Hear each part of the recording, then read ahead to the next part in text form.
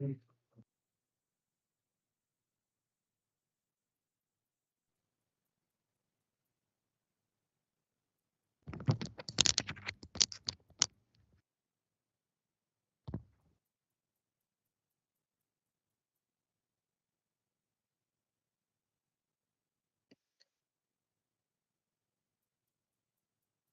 morning, colleagues. The time is now 1 minute past 11.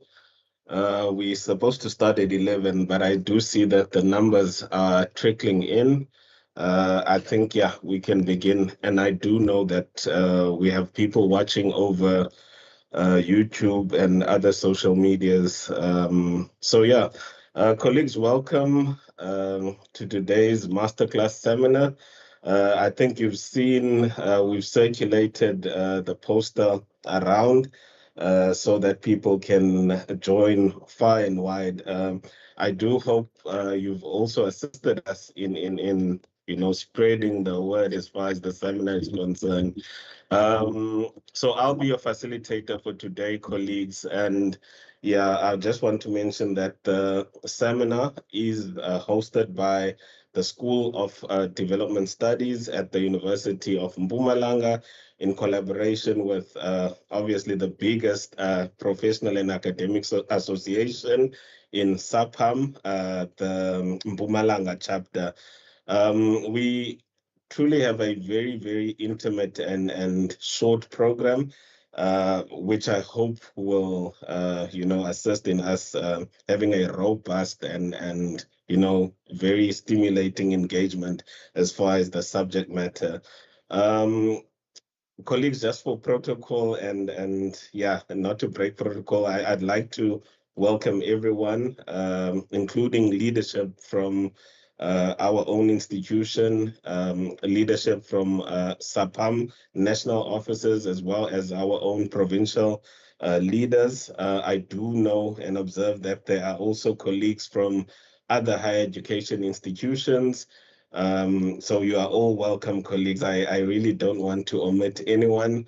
And proper welcomes will be done, obviously, by some of our speakers.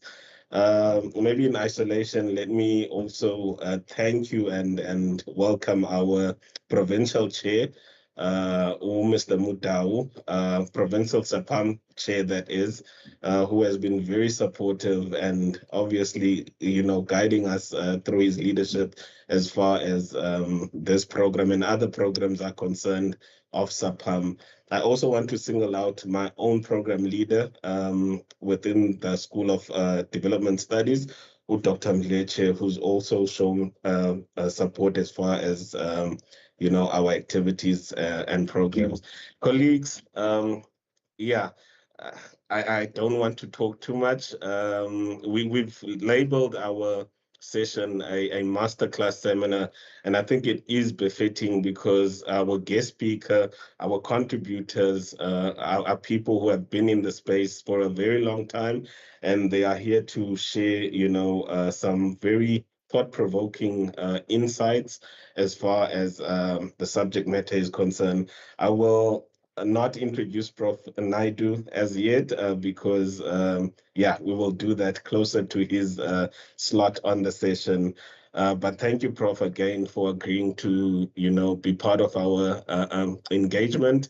And I do believe that it will be a fruitful and meaningful session. I also want to thank you, Mr. Peter Nyoni. We call him Obabu Nyoni. I've only been in Mpumalanga, I think, for the past 2.5 months. I've attended a couple of sessions hosted by BMF and Saapam, and Ubabunyoni is someone who's, always willing to engage with the youth, always willing to engage, with general academics within the field of public administration and other, people. So thank you, Babunyoni, again for availing yourself. We truly appreciate you always being available. And then, of course, when we have such sessions, colleagues, I've always been someone who believes that you can't have meaningful academic engagements without involving the youth, without involving the future of academia, the future leaders of our society. And I'd also like to equally thank you, Ms. Masha Moyo, who will be graduating in a couple of days for her master's in public administration. So yeah, it's always significant to have the voice of the youth when it comes to such engagements. So yeah, colleagues, it is not about me. I'm only your program leader and facilitator. As I said, our program is very short because we want to get to the crux of what we are all about today. So to give you a proper welcome, I will ask my two leaders, that is Dr. Mleche, to speak on behalf of our program and school and institution, that is, as well as Mr. Mudau to say a word and welcome us on behalf of Saapam Mpumalanga chapter. So yeah, colleagues, without further ado, I will ask that Dr. Mleche takes the stage. And I will ask that you, just for the session when you're talking, to open your camera so that we see that we're not speaking to AI or so, my doc. Thank you. Thank you, Doc. I'm not sure if you can be able to see me. I've tried to switch on the camera, but let me try again, and because I see that. Hey, there we go. Yeah, we can see you. We can see you. Okay. Thank you, Doc, and good morning to our colleagues and also to the esteemed guest, Professor Naidu. Colleagues, today I'm speaking on behalf of Professor Estelle Boshoff, who is the head of school. She's currently committed somewhere else, so she then requested that I speak on her behalf. So today we'd like to really appreciate the colleagues who have organized this momentous event, and we really appreciate what the program public administration have done in putting together this program. We also like to appreciate the Saapam chapters, especially the one of Mpumalanga, for working together with the public administration program in ensuring that this event really takes off. And also thank the colleagues from the provincial government who are also attending this event. And most importantly, we would like to appreciate our students who have also joined us. And I really think that this event is going to be more beneficial to them, because these are the young lions that we are training, and we are developing them so that they will become good civil servants as we move forward. And we are really trying to instill something which we hope that they will not unlearn when they get to the workplace.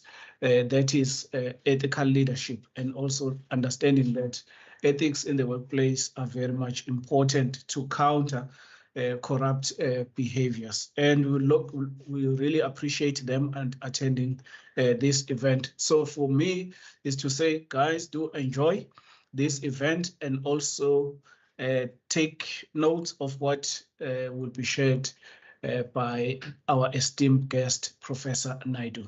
With those few words, I would like to appreciate everyone. If I didn't mention your name, it was by purpose. I would like to appreciate everyone who has attended. This masterclass seminar is very much important to each and every one of us, but most importantly, it is elevating our faculty, it is elevating our school, it is also elevating our program, public administration, putting it out there on the map to showcase that indeed we are to be counted amongst the best as we unleash all our masterclasses, seminars. We're starting with this one, and more is to come, hopefully, Dr. Hulashe. Thank you very much.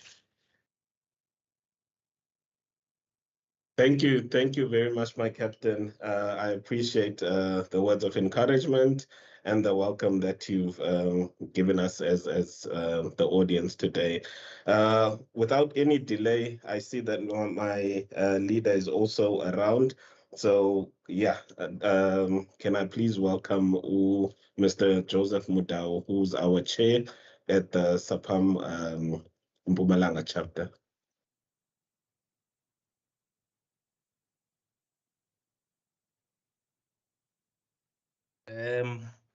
Thank you very much, Program Director, Dr. Rulashe. Good morning to you and good morning to colleagues. All protocol is observed. I think from the Saapam Mpumalanga chapter, Program Director, allow me to recognize, to acknowledge and welcome all the colleagues who took their time to come and attend this very, very critically important discussion. So I refer to it as critically important because to a larger extent, Program Director, the discussion today is premised on one of the issues that continue to permeate through the structures of government. I refer to it as one of the critically important issues because the discussions today, Program Director, is premised on one issue that continues to undermine the integrity of the impoverished in society, and that is corruption. For instance, just to give context to what I'm talking about as part of trying to welcome the colleagues, 2 to 3 days back, Program Director, you would recall, and of course there are no ethical issues to what I'm about to say. This is public information. We got to learn that right here in Mpumalanga, for instance, there's an MEC who embezzled public funds. We were told that the MEC spent 2 million to purchase 22 laptops, each costing about 91,000. Now that doesn't make mathematical sense. I am citing this deliberately, Program Director, because Saapam Mpumalanga chapter must be seen to be at the forefront. Saapam must be seen to be an epicenter of these discussions, of course, in benefit of society and the academic fraternity. Program Director, I wish to pose a challenge to the entire Saapam community to do 3 things. 1, I would urge colleagues not only to confine to discussions, but also let's try to convert all these inputs. Let's try to convert all these arguments into journal articles. We have, for instance, Saapam is housing one of the biggest journal ever. We call it JOPA, the Journal of Public Administration. So let's try to convert these inputs into journal articles. Professor Masurumule continued to remind us that the kind of research that we need to do, the kind of discussions that we need to do must be answerable to a public good. So that's number 1. Number 2, I want to pose a challenge, Program Director. I wish to pose a challenge to the Saapam community that we do not only need to publish journal articles, but let's transform these articles into opinion pieces.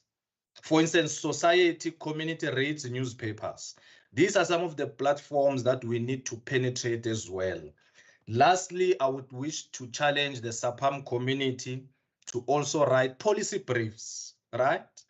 The discussions today talks about one of the most critical issues confronting society. So we need to write policy briefs and send them to government. So this is the challenge that I'm posing to everyone, Program Director, in an attempt to try to welcome the colleagues. Perhaps in my closing remarks, because I don't want to take much of the time, there are colleagues who are given the responsibility to do so. I wish to encourage colleagues to attend one of the biggest conference of Saapam, the upcoming Saapam conference to be held in University of Mpumalanga, University of Venda in September this year. It has proven to be one of the biggest conferences in the land in as far as public administration is concerned. That's number 1. But also number 2, those of you colleagues who are not yet members of Saapam, please make sure you affiliate with the association. There are benefits to that effect. I am available. The program director is also available. You can talk to either one of us. We'll be able to assist you to join the association. In the nutshell, program director, thank you very much. Let Saapam continue to be in the epicenter of ideational space. Thank you so much. Back to you, program director. Thank you, Chair. I appreciate the encouraging words, and perhaps just to echo what leadership has just said to us, it is very much important. I think throughout my journey in academia, and obviously the people who have mentored me, they've always said it is important, for theory and practice to meet.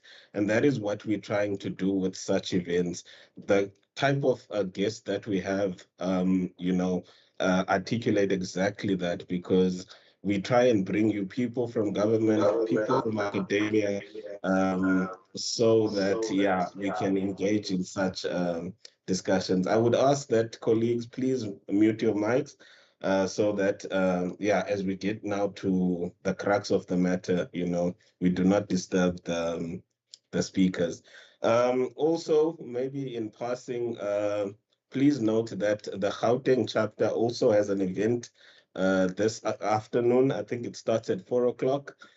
Please also join that event. Let's support each other. Let's, partake in engagements that are trying to build society at large.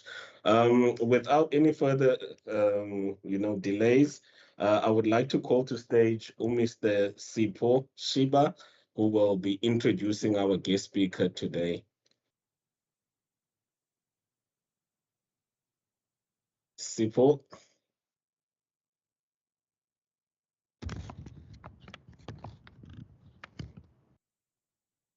Good morning. Thank you, program leader, for the opportunity. I go by the name of Saapam Shiba, and I'll be introducing the very prestigious guest speaker, Prof. Victor Naidu. So, Prof. Victor Naidu is a senior expert in monitoring and evaluation, anti-corruption program, Department of Performance Monitoring and Evaluation in the Office of the Presidency, Adjunct Professor, School of Public Administration at the University of Fort Hare. Prof. Victor Naidu is a seasoned public sector specialist with over 4 decades of experience in education, curriculum design, public policy, and performance management and evaluation. He currently serves as a senior expert for monitoring and evaluation in the anti-corruption program at the Department of Performance Monitoring and Evaluation in the Office of the Presidency of South Africa. Also heads the Secretary of the National Anti-Corruption Advisory Council. He is an adjunct professor in the School of Public Administration at the University of Fort Hare, where he teaches and supervises postgraduate students. His areas of academic professional expertise include curriculum and qualification design, human capital development, public sector monitoring and evaluation performance management, public implementation and recognition of prior learning. Prof. Naidu's 40-year career spans diverse roles in the education and public sectors. He began as a public school educator and later lectured at the Teacher Education College.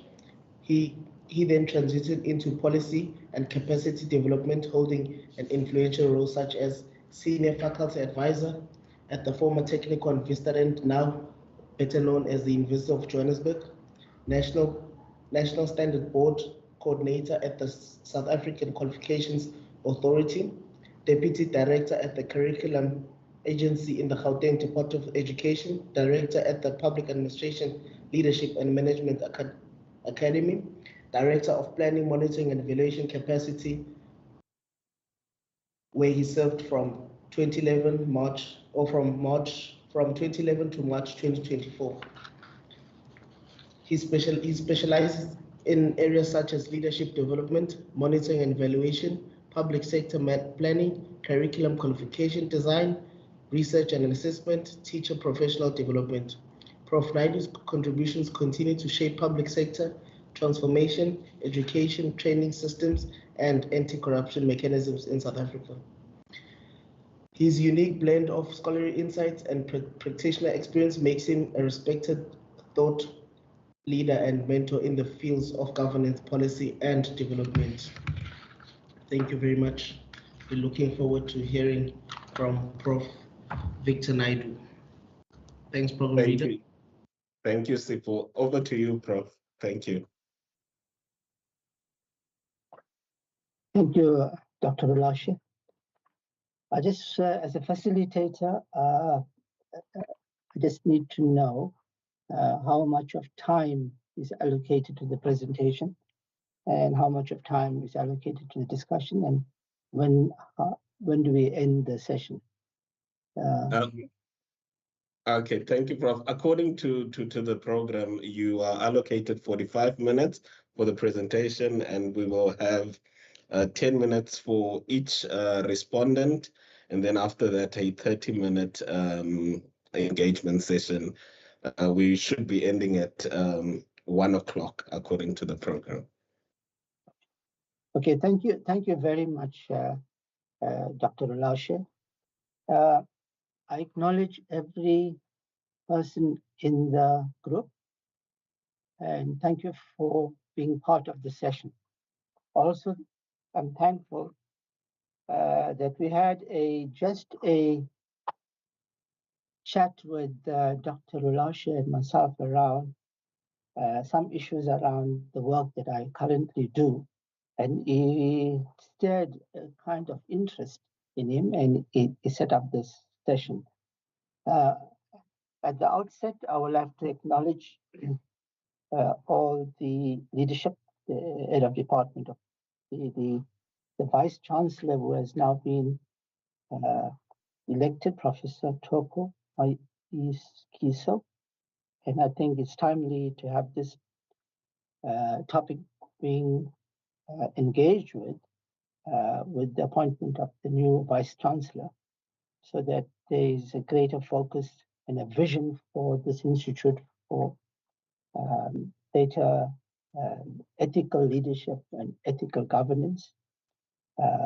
Also, the timing seems to be appropriate in terms of it is 3 years since the so-called Zondo Commission had submitted a report to the President, and this is the 3rd year anniversary to reflect on progress made in terms of implementing the recommendations of the Zondo Commission. It's also timely in that the presidency is leading on the G20 sessions, and one important G20 group is the Anti-Corruption Working Group, which had met early in March. So it's a timely topic, and as the Saapam chapter head pointed out quite aptly, that corruption is pervasive, it's happening all the time, even in spaces, in institutions that we belong to, provinces that we belong to, is prevalent. It's happening all the time. So it's a good area to focus on. So at the outset, I want to declare, Chair, Facilitator, that I don't want to speak on behalf of any affiliated institutions.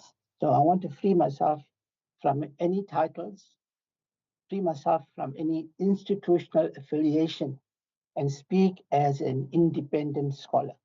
I acknowledge the Seppo had mentioned some of the acknowledge what you have said about me, but I want to drop all affiliations and all titles and speak freely as an independent scholar, so that we could have a robust discussion around a very important topic. So that's to be recorded. So it's an independent interpretation of documents that are reviewed and observations that I've made and some of the literature that I have studied.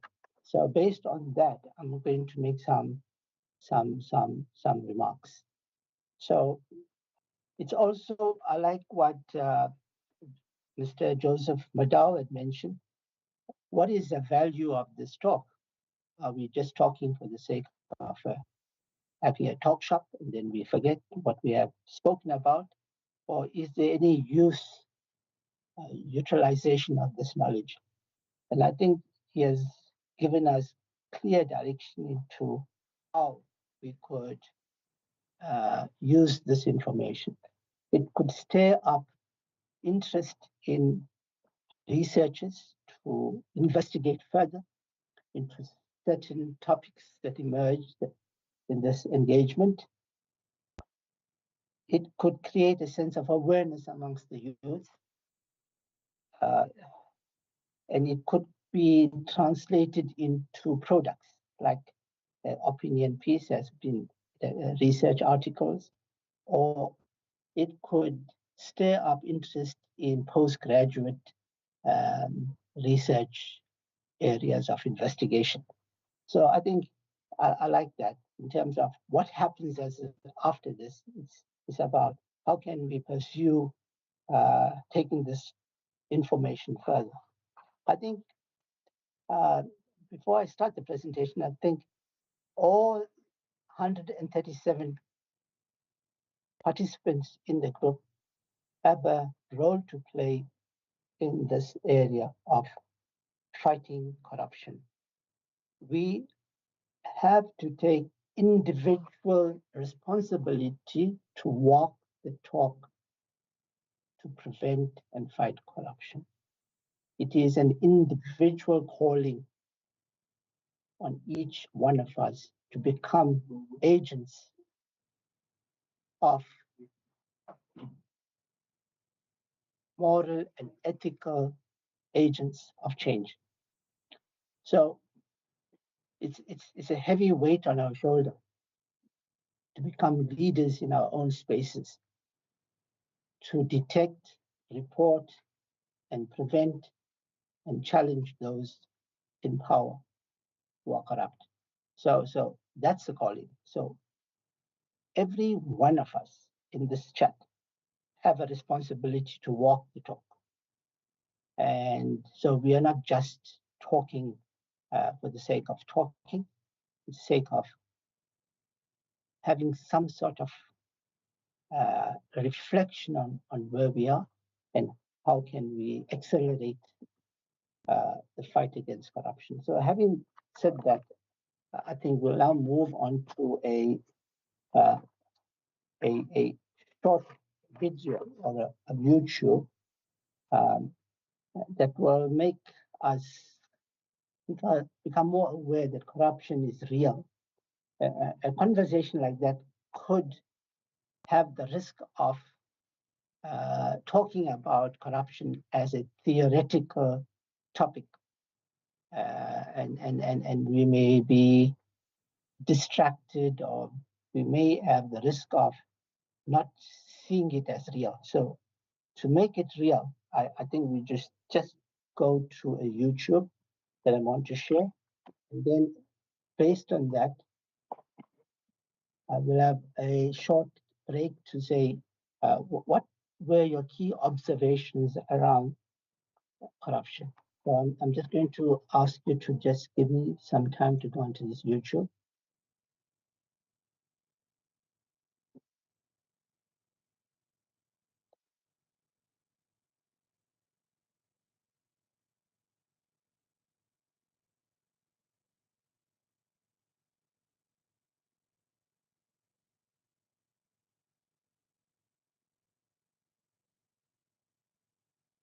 Sorry about the advertisement.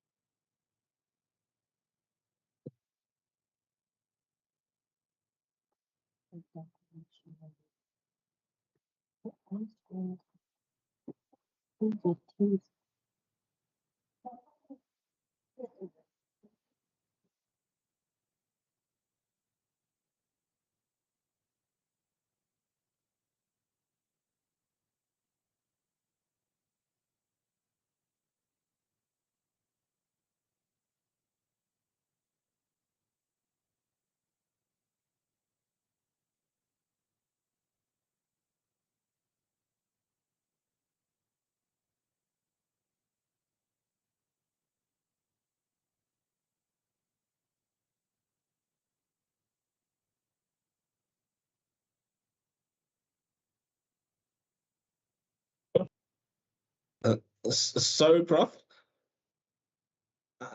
I think we are struggling with the audio. We're seeing the picture, but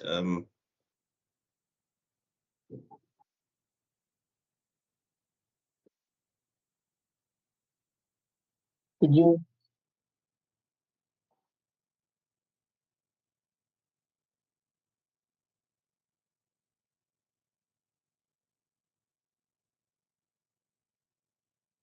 Do you have a problem with the are you able to see the video, Dr. Gulab? yes, the video is visible. However, the audio is not coming through. Maybe, Prof, I can pull it from my side and check if it will be the same. If you can just share the link via the chat space. It's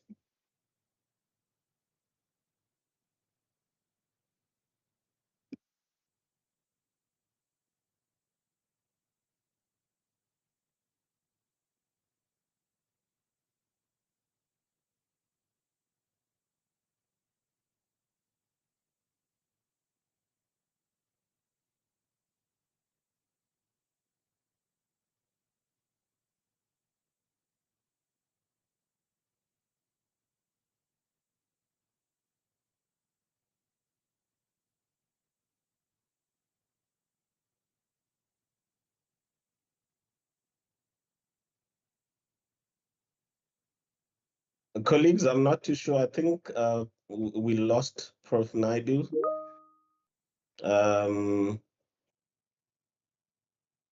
Okay, thank you, colleague Usfiso.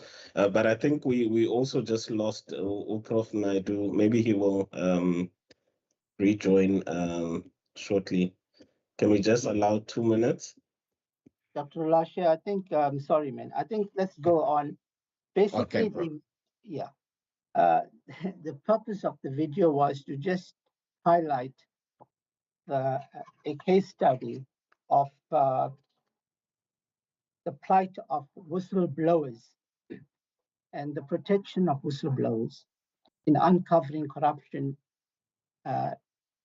in their institutions. And I wanted to demonstrate through the video the voice and experience of Babita Jukare, who represents a number of whistleblowers who have become victims. Whistleblowing and whistleblower protection is essential for uncovering corruption and misconduct. And in this video, Babita Jukare, as a whistleblower, disclosed corrupt conduct in the Tembisa hospital procurement process. She was a critical witness to the corruption investigation and reported the incident of corruption to a supervisor, the chief financial officer. But her confidentiality was compromised and she put her life at risk, so she was assassinated. So many whistleblowers are faced with the risk of assassination of themselves and to put their families at risk. So what we have here is to demonstrate that corruption is real and corruption affects people who care about reporting it. And to flip this on the other side, to look at what had happened around those involved in corruption, find that corrupt officials in positions of power and authority normalize corruption within the institution and tolerate corruption. So officials who are responsible for signing off documents see it as normal. And this kind of corruption becomes frequent in the institutions. There's a hidden network between public officials and private sector institutions, and even political officials, who often distort and capture procurement processes, like in the Tembisa Hospital, the Gauteng Department of Education, to facilitate the abuse and misuse of public authority for their own gains. So in the context of this, we find that Babita Dukaran blew the whistle and paid a price. So the key question here that we're going to ask as we proceed with our presentation is that are whistleblowers safe to report or disclose corruption in their institutions? Do we have an adequate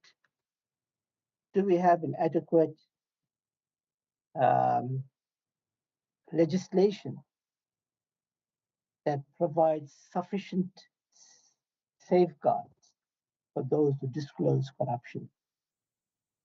So these are some of the questions that we're going to ask. So, colleagues, the outline of the presentation will be, firstly, the focus of the anti-corruption program will be on the National Anti-Corruption Strategy 2020-2030. This is a comprehensive strategy that has been approved by Cabinet.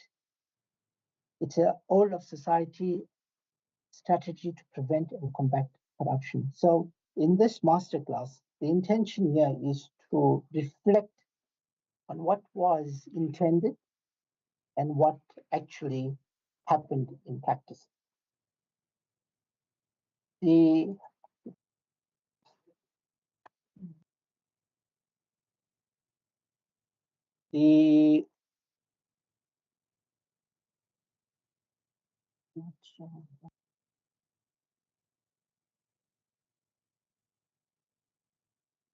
approach that I'm going to use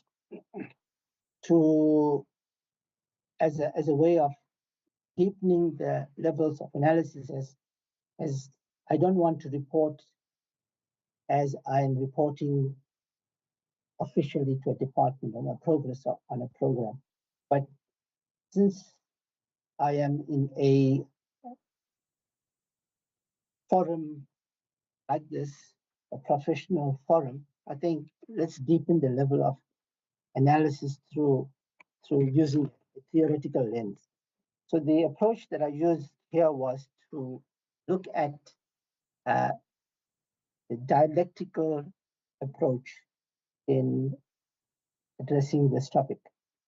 The dialectical approach will mean that we look at the pros and cons, the theses and antithesis, in other words, what was planned and what actually happened, and to have a dialogue in terms of balancing the opposite and try to come to some sort of resolution. So using the dialectic approach, I will look at the issue around blowing of the whistle and strengthening of the public sector integrity. And the third component is to reflect on the work of our law enforcement agencies. And at the end, the presentation will look at, so how does this influence the Mpumalanga University curriculum and research? So I will project this on the slide now, Dr. Ulasha, so that the audience could follow.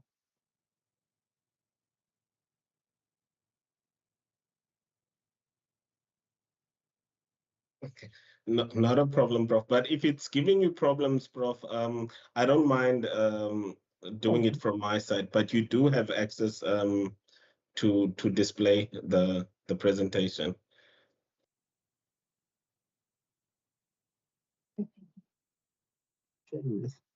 Yeah.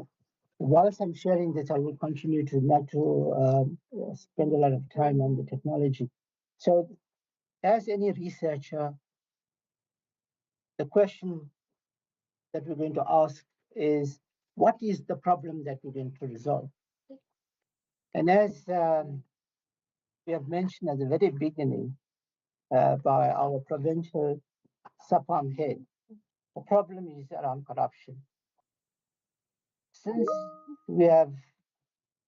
1994, the strength of the South African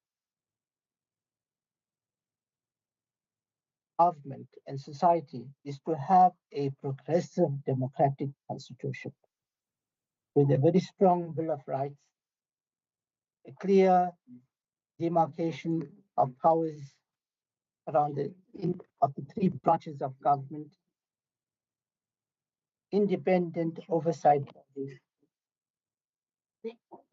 independent and free press and media, and regular elections. So these are some of our strengths as a society in the last 3 decades. But in spite of these progressive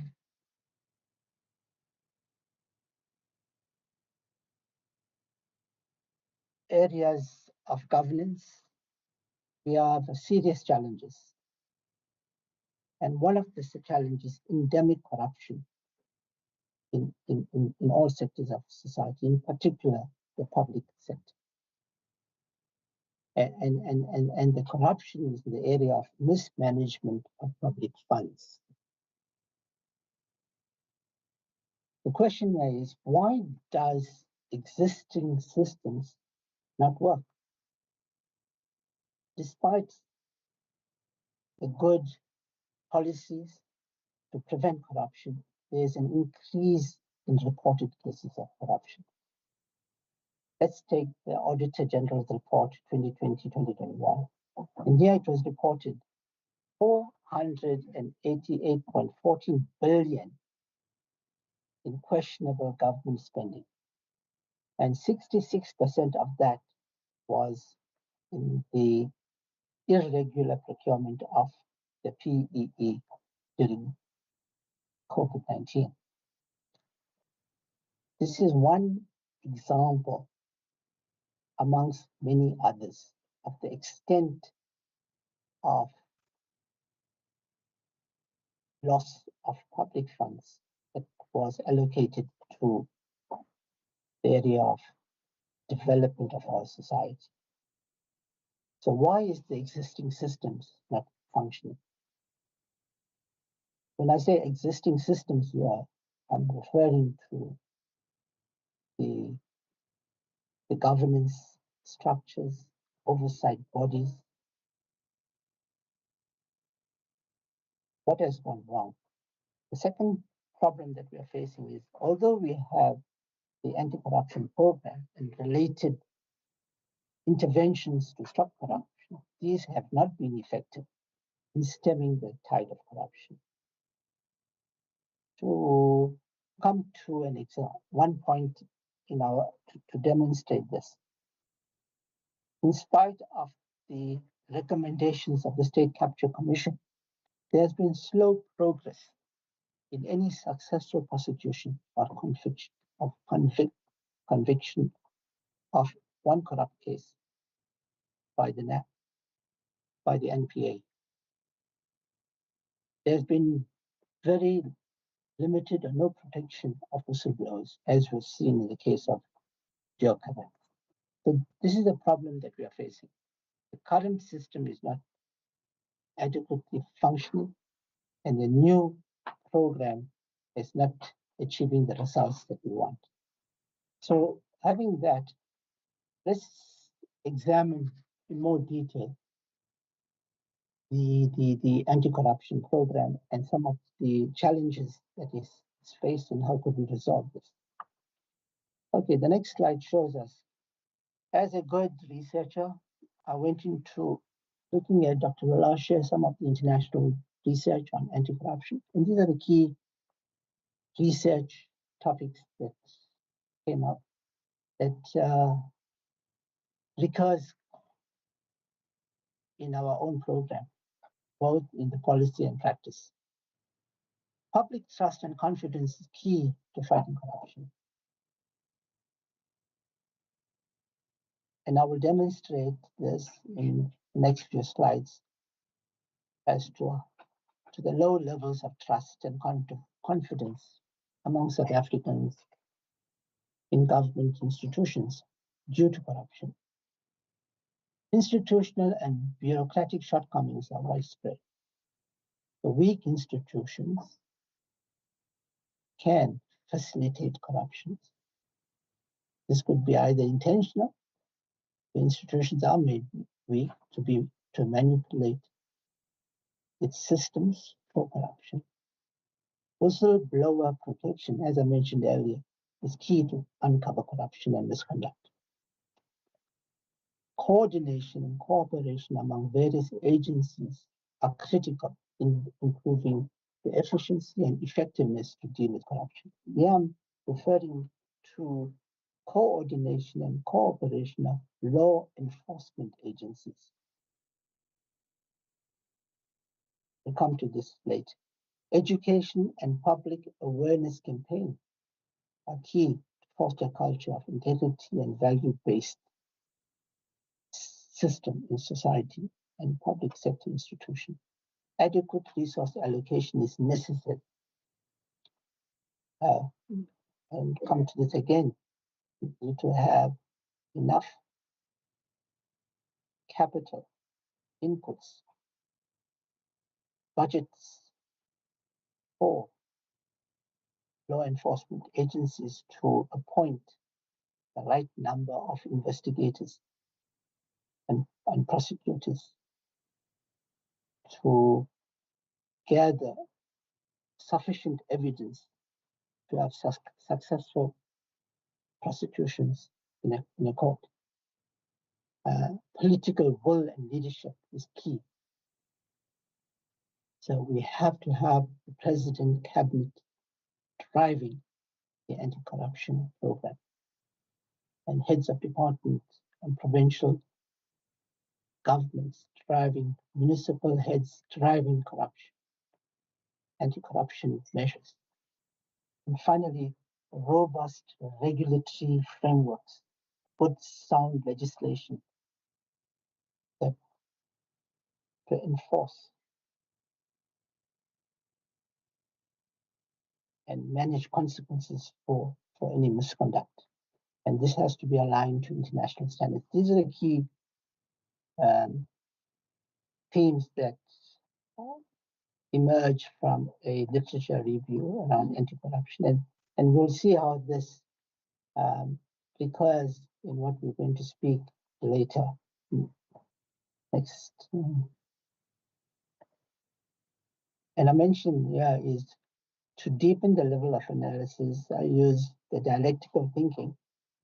Basically says, let's look at the pros and cons, the strategy versus the action, and have a dialogue of this opposing sides and see how we could negotiate some sort of deal with the contradictions and see how we could come up with some resolution. So, and to superimpose this around looking at the political economy lens, and again, asking questions like corruption, why does corruption arise when there is an unequal power relations? There are certain people like the politicians or heads of institutions who have power and exploit the system for personal gain. So we could use that lens to understand the power relations and how people with power can use the power to abuse the office for personal gain. We can also look at how can formal, informal institutions, rules and norms can contribute in the anti-corruption efforts. In particular, we are going to look at how can weak institutions facilitate corruption or how strong institutions can curb it. Finally, we can look at how can unequal wealth distribution in society, poverty, for example, can be manipulated by those in power to create incentives for corruption. So these are some of the lenses we could use to analyze. And these are just provocative areas for further investigation. But I will attempt to use some of those in my analysis. In understanding the context,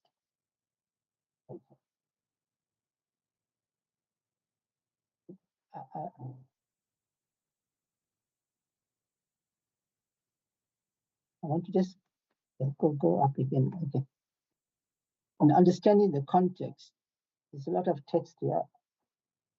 Basically, what I'm saying, I deliberately written a lot of text, so it can be notes for a publication and for further research. But I will just touch on some key issues.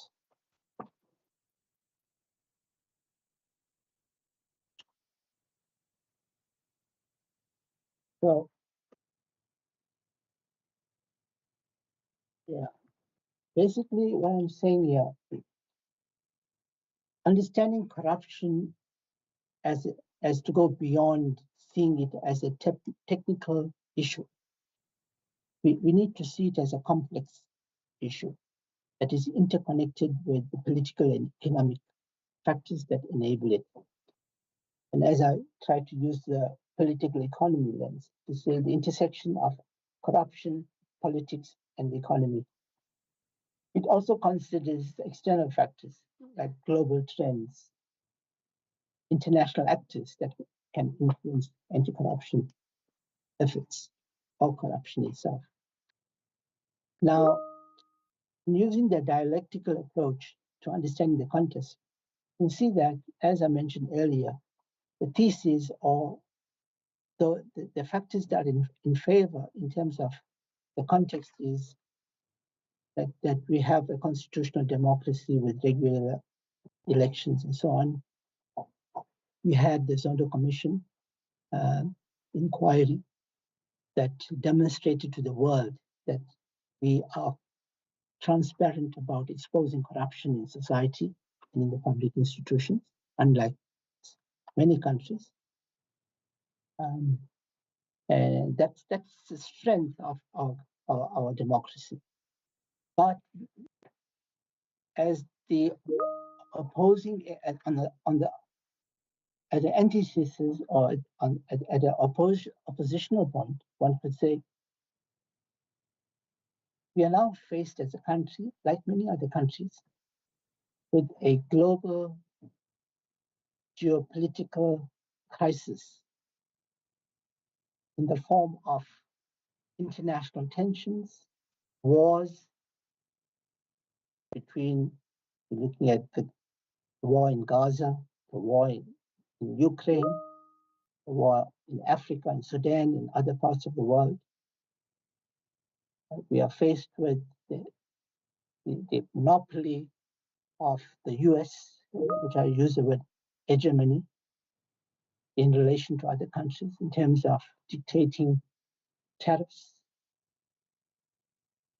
The question here is, how does South Africa respond morally and ethically to these crises? So the question here is, countries can either challenge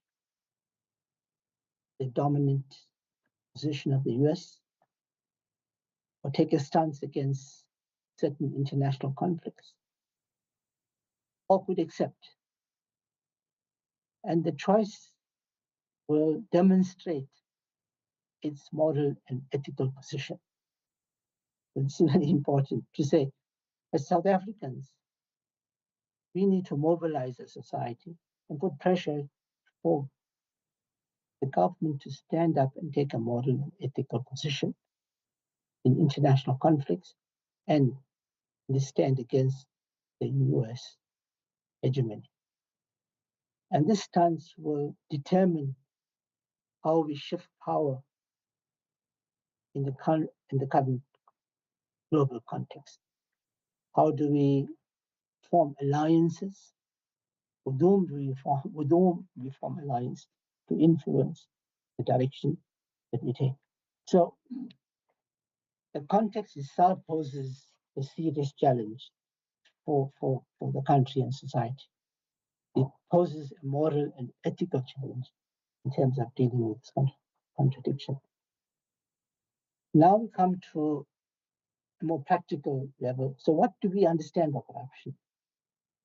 The legislation that governs provides us a good definition is the Prevention and Combating of Corruption Act.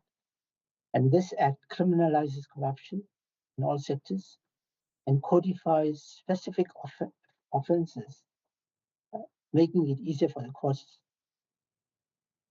to use this legislation. And here we're looking at the act condemns bribery as a form of corruption, condemns extortion, abuse of power, and money laundering, while obliging the public to report corruption offenses. It involves the abuse of one's power for personal gain. This will include corrupt conduct by a public official. So this is a kind of definition that we have, but there are certain limitations that have been seen in the definition. So there's a need for a call for expansion of the definition of corruption. And that includes, for example, the Diokaran case, where we're looking at a much more nuanced systemic corruption that is emerging, where there's hidden networks between public, private, and political players.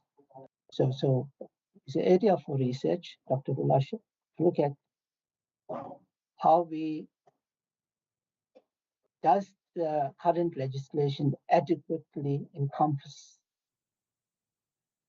a definition that deals with the kind of corruption that has emerged in the State Capture Commission recommendation that has emerged that was revealed by Justice Zondo in the State Capture recommendation. So we need to revisit the definition. However, it gives us a nice entry point to understanding what is corruption. Corruption is seen as an enemy to development. It takes away money that has been allocated for the vulnerable sectors of society, it takes away public funds from development.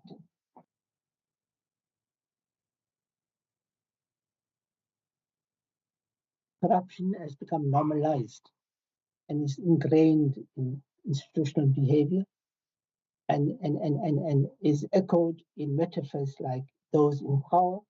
It is our time to eat whilst we are in power. So it becomes normalized and justified and rationalized.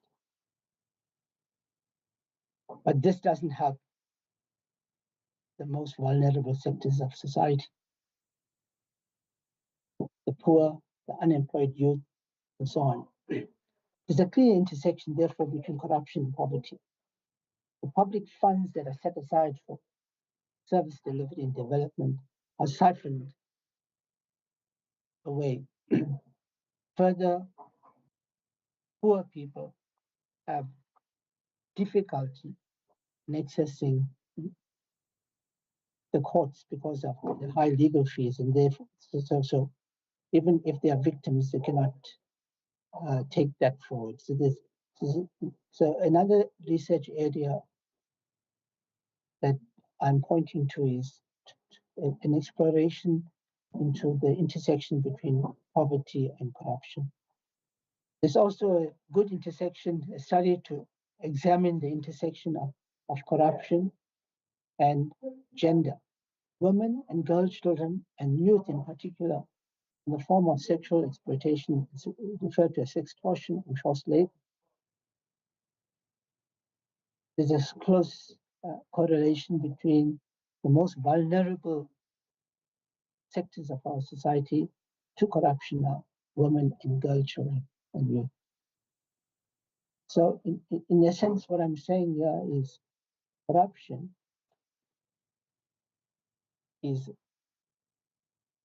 undermines human rights and development of society.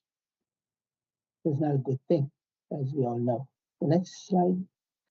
Yeah, you have to use dialectical approach in examining the State Capture Commission recommendations and what actually is happening.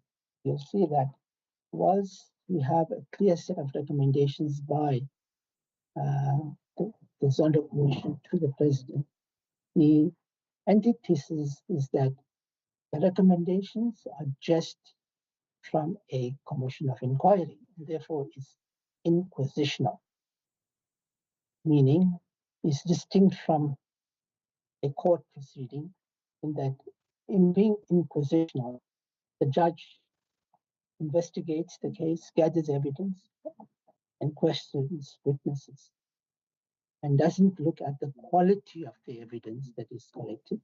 It is used to understand the phenomena. The Commission of Inquiry is able to admit any evidence that is useful for the case, for the inquiry, whilst this evidence is not sufficient and admissible evidence to court. And therefore, the National Prosecuting Authority or the Independent Directorate of the National Prosecuting Authority cannot rely completely on the evidence that has been gathered by the Commission. There's a need for further forensic investigation and collection of admissible evidence. And as a form of synthesis is we have to build the capability of the NPA and the new independent directorate to be trial ready, where the evidence is beyond reasonable doubt, so that complex state capture cases can be successfully prosecuted. So this is an important slide to say, whilst we have a good set of recommendations, these recommendations are not implementable.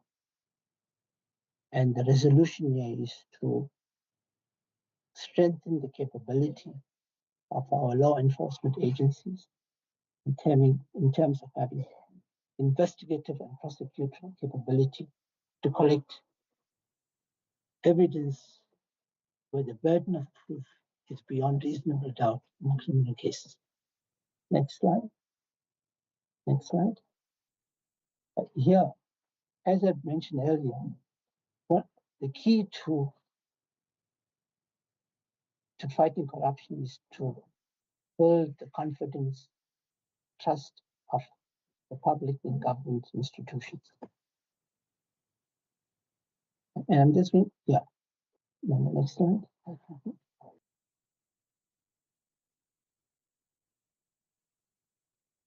I just want to show you that in terms of the international index, the Transparency Perception Index 2024, South Africa scored 41 out of 100 in a scale of 0 being highly corrupt to 100 being very clean.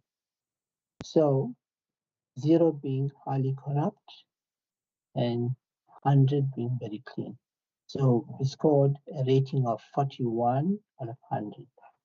So if you use the Umalusi standard for passing, so we just passed. So we just passed 40%. And that's not good enough.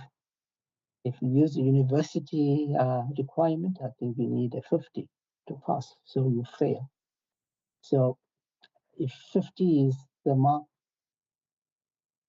then South Africa is to really work hard in trying to implement this anti-reform program, anti-corruption reform program to up the scale. And then this same index shows that South Africa is ranked 82 among 180 countries, where countries ranked first is perceived to have the most honest public sector. So just to show you where we are ranked internationally. Now let's come to the National Anti-Corruption Strategy, which is the key focus of this masterclass. What we are going to look at, we're going to look at some of the pillars and see to what extent we can apply dialectical thinking to see what was intended by the strategy and what was actually achieved, and how could we resolve this contestation into what the plan intention was and what was the actual action. There are 6 key pillars in the current strategy to fight corruption. 1, to empower citizens through active participation, through whistleblowing. Promote professional conduct and integrity in all sectors, including public institutions. Professionalize the public institution, officials within the public institution. To have a strong public procurement system, to strengthen ethical governance, to have effective law enforcement agencies, and to manage the risks of corruption in vulnerable sectors. So this is the intention of the anti-corruption strategy.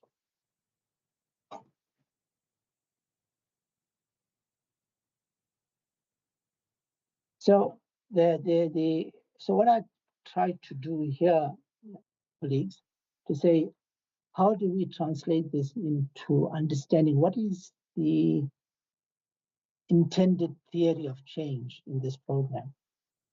Basically, the theory of change is a tool used to understand how and why an intervention,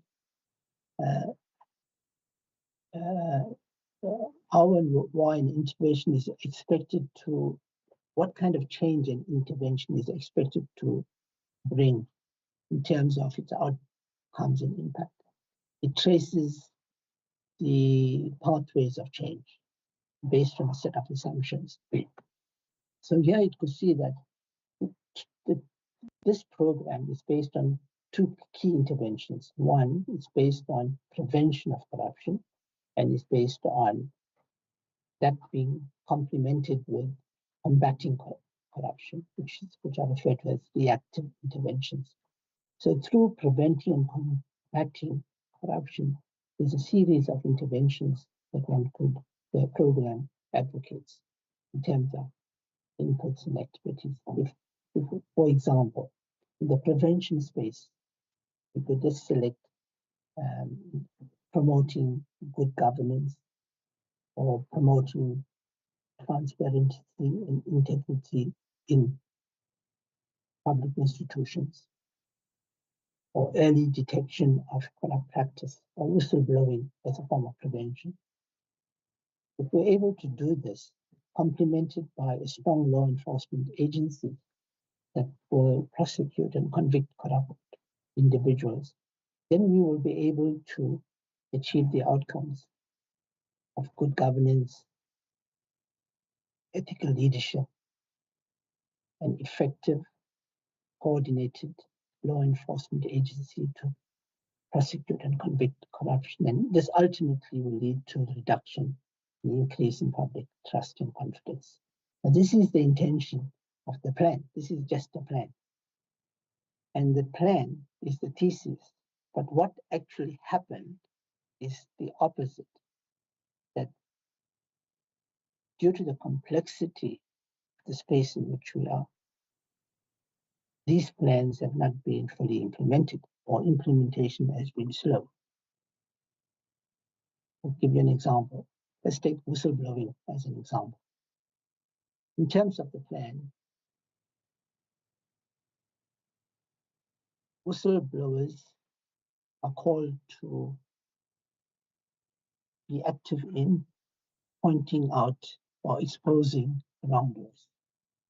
And this is critical, as it's a first step in any investigation by the SRU or SAPS, where you have a whistleblower pointing to a particular wrongdoer, and that leads to an investigation. And if there's a successful investigation, then it contributes to public trust. And then it's based on the assumption that people will blow the whistle and speak up, and they will have the moral courage to do it. This is what this is what is the intention of the strategy around whistleblowing. However, as we have seen with the Geo current case, represents the voice of whistleblowers. There is now the current legislation, which is a Protected Disclosure Act, has serious limitations in that it does not protect whistleblowers from challenges such as dismissal, suspension, losing the livelihood, or even losing their lives, as we've seen. So the legislative reform is slow. Whistleblowers are at risk of becoming victims and they fear retaliation. Some argue that I will not do it again due to threats to the family and their own safety. There could be cultural and institutional barriers to discourage whistleblowers, and there's insufficient implementation and enforcement. So this is the practice, the action. So how do we resolve this? Given what was the intention and what is the real action? One way to resolve is to put pressure on government to fast-track the legislative reforms to the Act, to strengthen protection, to criminalize retaliation. Second resolution is to have more public campaigns to destigmatize whistleblowing and foster a culture of value-based, a culture of integrity and values. So civil society has to take lead in mobilizing society to create a sense of awareness. The need, this again, there's a lot of need for psychosocial support for whistleblowers so that they are protected and given the necessary support. So what we have here is, in the absence of, or the slowness of the legislative process, I think we will have to rely on academia, civil society, and other sectors, the unions, put pressure on the state to get the reforms fast-tracked and to create greater awareness for the need for protection. Next slide. Yes, lots of information. Again, the same approach, using the dialectical approach of saying what was intended, what actually happened, and how could we resolve this. In strengthening public sector integrity, there's a number of legislations now that have been passed that protects, that strengthens the procurement process, strengthens professionalization. These are all policies, but the actual practice is there's a lag time before legislations are converted into regulations and they are implemented. So whilst we have new policies and legislations, but it will take some time for that to be implemented. Whilst we have a crisis of governance and corruption in public sectors, and the levels of fraud, procurement fraud continues. So this is the contradiction that we are faced with, and how do we resolve this as a society?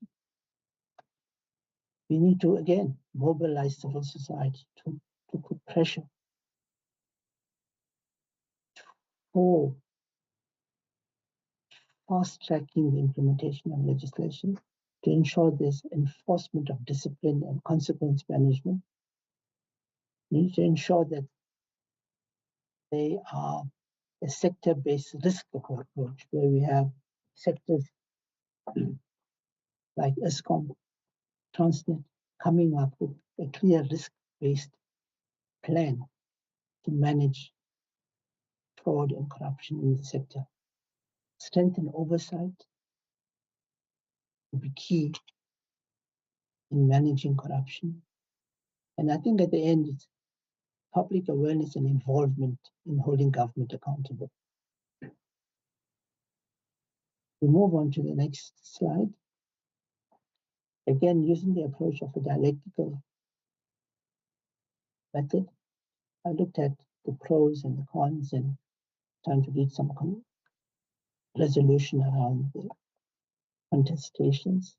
Again, what we have is we have a multi-agency approach in fighting corruption, meaning we have the necessary institutions like the South African Police Services.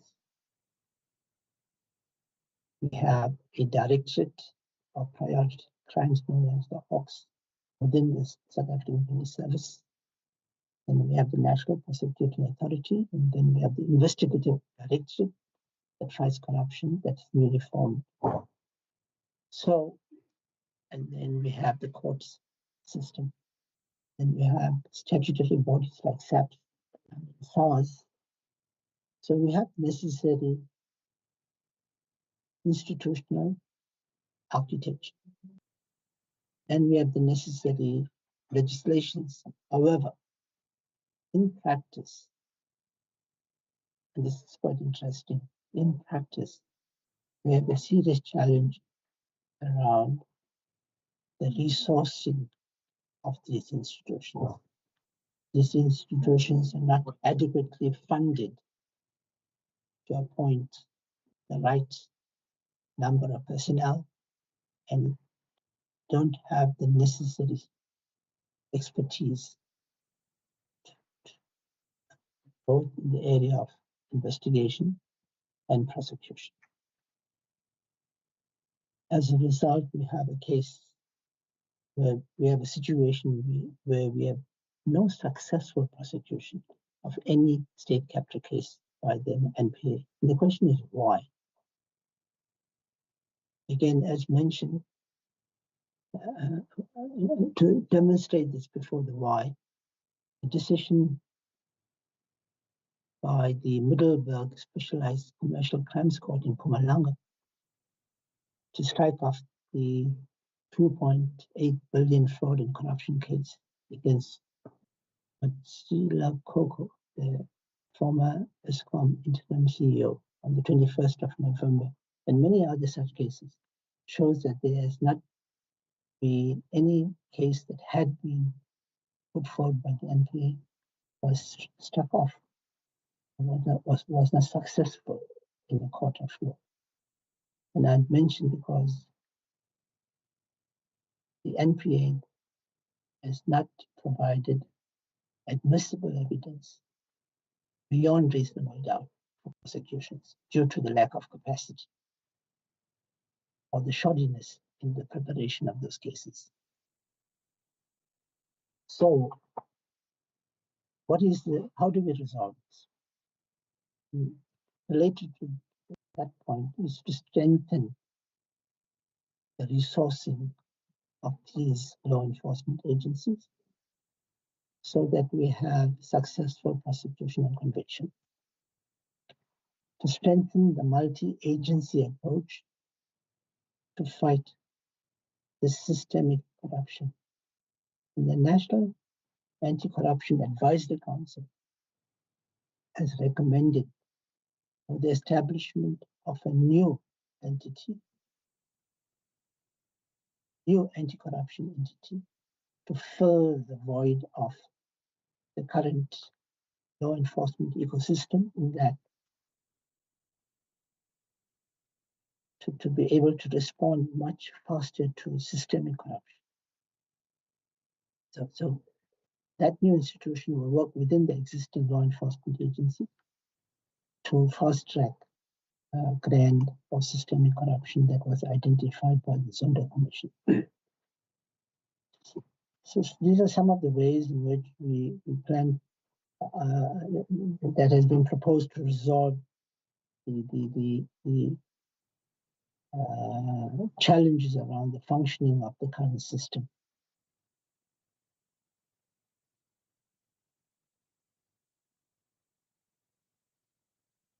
Okay, summary of what I discussed. Dr. Rulashe. You must stop me before I don't exceed the time. Do I still have enough time there, Doc? Because you are wrapping up, Prof, I think we can give you 5 minutes. It's okay. Yeah, okay, sure. So I think I'll go to this one here. So what implication does it have for the university, the faculty curriculum and research? What I'd observed is that there's an absence of the critical voice of academics in critical investigative analysis into corruption. The dominant tradition of most research is to reproduce the official narrative of the state and not to take critical stance, to give us a more nuanced insights into corruption or the implementation of the anti-corruption reform code. How do we report on these contradictory tendencies? How do we deal with the contestation between the policy intentions and the lived experiences or the actual actions?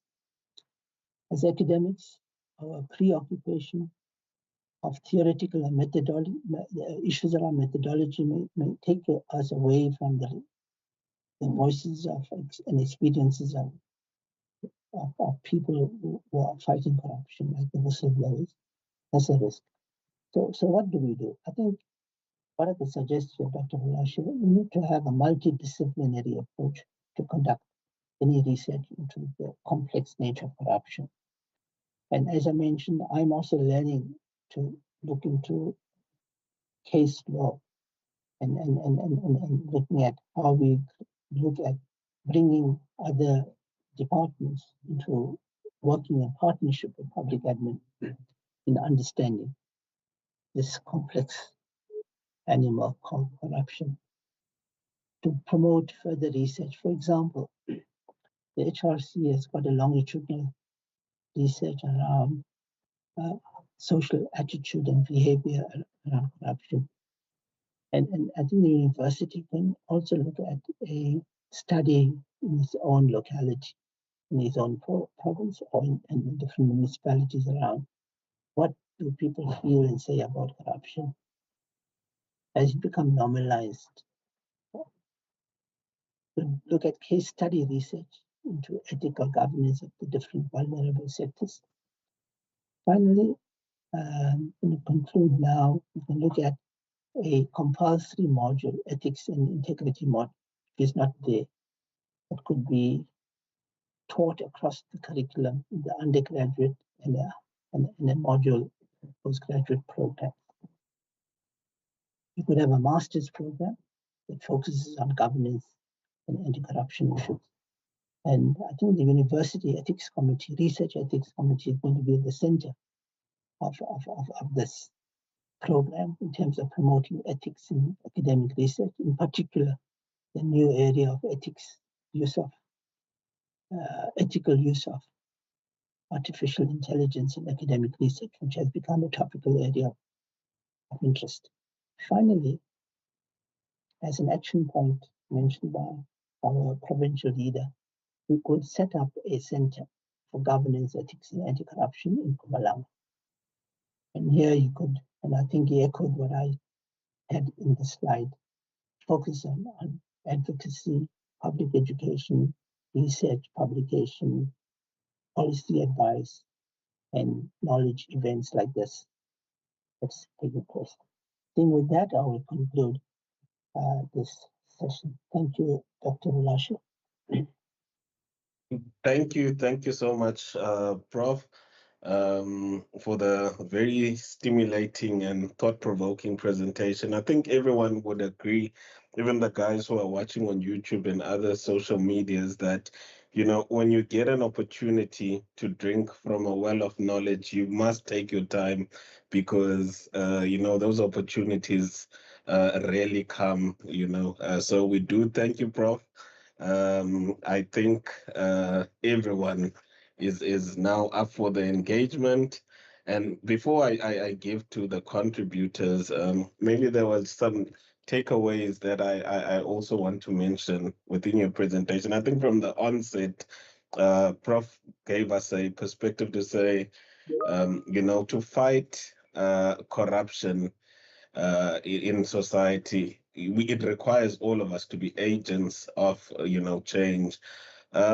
And even with that, it means that, to fight corruption, it requires a multidisciplinary approach. It requires everyone, even within academia, your activists, and everyone to play their part in fighting this. But Prof also, posed a very serious conundrum to say, while we require everyone, we also see that, people who are whistleblowers, and I can also mention a case of an activist in Gqeberha just a few months ago, who was also assassinated in front of his, or her rather, front gate, while there was a case, that was happening that required the activists to be part of. So there are so many challenges that we are posed with when it comes to fighting corruption, but there are also questions, that are laid upon us as academics, as higher education institutions, of what do we then do? How do we contribute to this fight against corruption? And I think my chair earlier, alluded to some of these things, and Prof also in his closing statements that, whether it's through research, whether it's through our offerings, whether it's through, centers and institutes that we can establish to push the narrative of anti-corruption, to push the dialogue of anti-corruption, it is important that we do so. So we will add again a little bit later to the discussion, but for now, can I just call upon my contributors, Mr. Peter Nyoni, who is the Deputy Director, Deputy Director General, sorry for that, in the office of the Premier in Mpumalanga, to just make his contribution. And then after that, I will ask Miss Marsha Moyo to also contribute. Then we'll open the floor, for everyone to contribute. Thank you, Mr. Moyo. Sorry, Mr. Nyoni, over to you. Apologies. Thank you very kindly, Chair of the session, Dr. Rulani. Greetings to all the colleagues, friends, and the students on the platform in particular. My principals, that is Dr. Mdleche, Mr. Mutau, who is the chairperson of Saapam, the Mpumalanga chapter. I'm not ashamed to say I'm still one of your disciples in the journey that will enable us to make a difference in the lives of South Africans and the world at large. Ladies and gentlemen, I want to thank the organizers of this platform, just to share a perspective on this sensitive but very important subject. And I also want to say, in the words of Bernard Baruch, a businessman and an advisor to United States presidents over a long period of time, I quote, "Whatever failures I have known, whatever errors I have committed, whatever follies I have witnessed in the public and private life have been the consequences of action without thought." This actually seeks to actually support what Professor Naidoo presented in seeking to speak to the realization of the strategic priority of building a capable, ethical, and a developmental state, despite the fact that in his introduction, he made a disclaimer to say he's neutral, but he's making an immense contribution towards the realization of that. Chairperson, in dealing with corruption decisively, leadership is central in our world because leaders determine that the direction, the security, as well as the prosperity of cultures, societies, and nations alike. That is why we are saying nothing happens without leadership. Nothing succeeds without leadership. Nothing is altered or transformed without leadership. Nothing develops without leadership. Nothing advances without leadership. Nothing improves without leadership. Nothing is corrected without leadership. So leadership is therefore key to human preservation, growth, and change. No matter what conditions a society or nation finds itself in, it didn't arrive there by accident. I want to emphasize that. Someone led them there. We are where we are talking about corruption because certain leaders led us there. I don't want to talk about the state capture, which can take me months and years.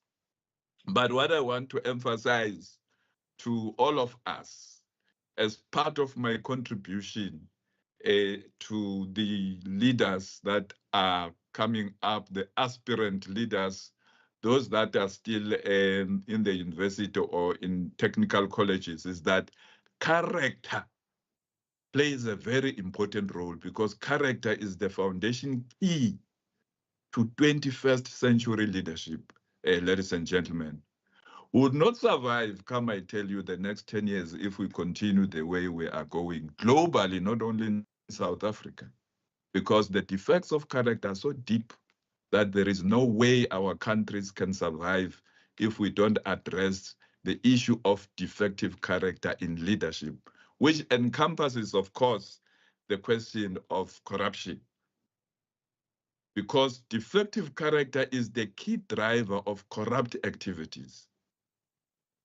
The leaders that have emerged today seem to believe that the primary qualities needed to address our troubled, demanding times are the following. That is great vision, academic and intellectual superiority, dynamic oratory, and other communication skills that have the power to persuade, management expertise, and the ability to control others. However, I want to say time and again, history has shown that the most important quality a true leader should and must possess is the moral force of a noble and a stable character.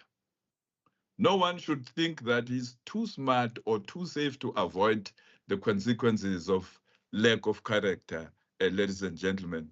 Academics should endeavor as far as possible to invest in this important area from early childhood development phase. And I want to say we cannot afford to ignore that character is the moral force of leadership.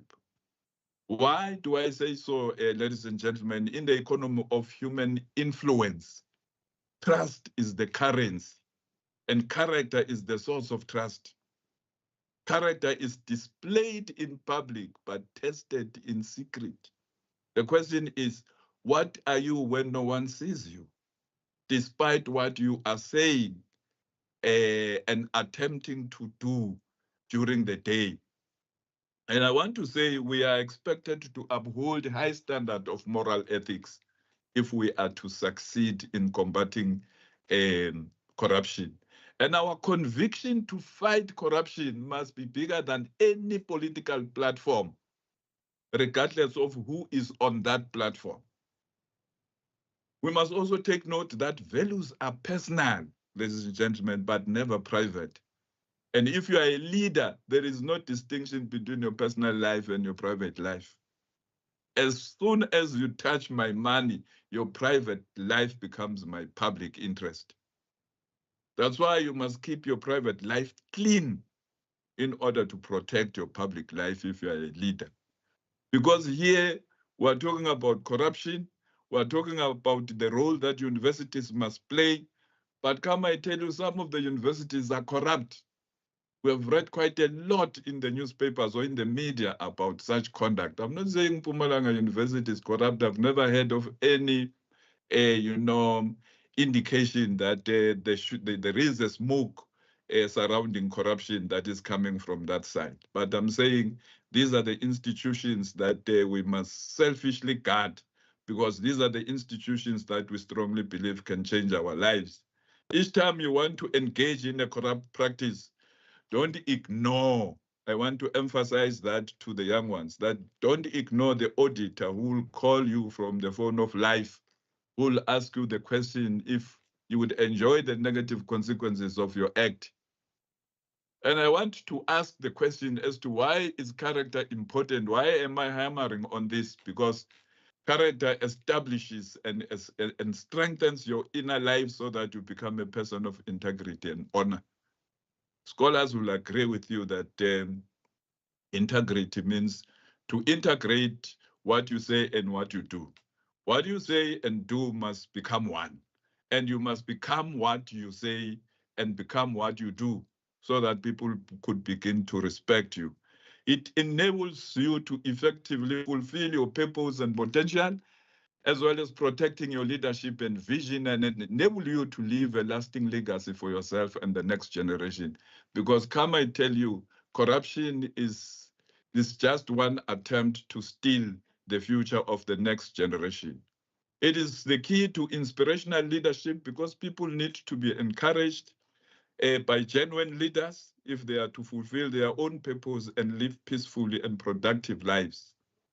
It also helps leaders build and maintain a healthy communication of communities around them while addressing critical matters with ethics and integrity. As I conclude, I want to say character is the only thing that gives weight to your words. Your words have no weight. The weight of your words is in your character, not your volume, how much you speak or how loud you speak. The weight of your words is in your character, not the words you use. The weight of your words is in your character, not in the complicated sentences that you can put together, whether you are an academic or whether you are in leadership or whether you are a pastor or a priest. You must live your life to make your words heavy. Never give an excuse, ladies and gentlemen, for not trying to be perfect. Your character gives you your words content. It's not about getting applause all the time when we speak. Remember, people, ladies and gentlemen, can clap for a clown or a magician. If an individual has strong values, I want to believe he doesn't need a lot of external laws to govern his life. The stronger your values, the less laws you need. You can tell when a country is dying.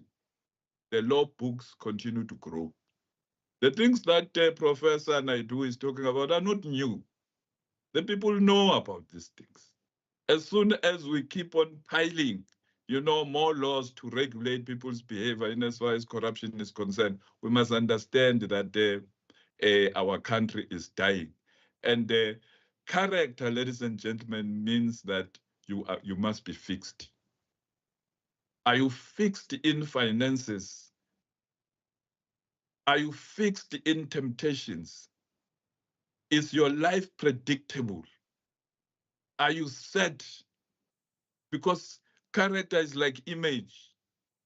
And my image as a person is not for sale. I don't have the highest price. I must indicate, ladies and gentlemen, as I close, that the reason why A1 and 2 or A and B are called characters is because they don't change. One is one in China and America and in South Africa. A is A in America, China, and South Africa. So those speak to the unchanging, mindset that we must adopt in order to deal with this scourge called corruption. Because come I tell you, the people are watching with their eyes closed, given the fact that they've just given us recently a vote of no confidence when we got 40% and 51% respectively. I'm not afraid to talk about these things because I can account to anyone, anytime about what I'm saying. I'm not trying to avoid accountability. To say the trust account is empty, it has been depleted because, trust is no longer there, and it's not a joke that we cannot wait anymore to ensure that we begin to deposit in the account of trust if we are to see our communities living the kind of life which all of us aspire leave. Thank you very much, Chair. Thank you, Babunyoni. That was indeed a very significant contribution, and I'm not too sure if my brothers in academia, I can see Dr. Manyaka, I can see Dr. Mahlala, Dr. Mleche, Dr. Silima, even my chair, Mr. Mudau. I am not too sure if am I the only one who connected the link between what Mr. Nyoni is saying and what Prof said earlier, and it puts a very heavy load on us as academics, because the characters we are building in the classroom through teaching and learning and the curriculum, the characters we are developing and trying to contribute on through research, through community engagement and so on, and scholarly engagement for that matter, should be characters that will contribute positively, to society at large. So we are bestowed a challenge, colleagues, that our job is not just to teach, but to build strong characters. And obviously, as the keynote had stated, that we need to do this through the curriculum, through research, and other, engagement, initiatives. I will then ask my second contributor, Ms. Moyo, to just give us her own observations and views. Thank you.